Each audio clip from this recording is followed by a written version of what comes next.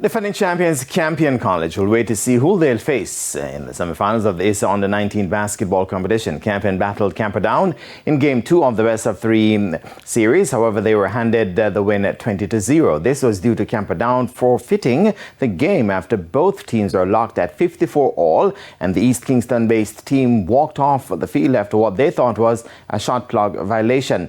Head coach of Campion, Ryan Martell, says he was disappointed in the reaction from his opponents. Coaching staff, however, says he's ready to restart the contest if needs be. The good thing about it is that we are still here and we are ready to play. So if they still want to continue, they can continue and we are ready to play. The coaches of Camperdown decided that they are not going to continue for their personal reasons. I asked them to continue and they decided that they are not going to continue, and that's a coach's decision that they will have to take. And so because of that, we are declared the winners and we are going forward.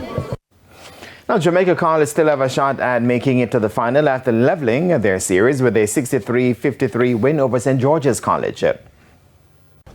We were after a good start, and the first half, I think we were up by 10 points.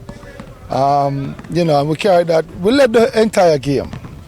At no point were we worried about losing this game.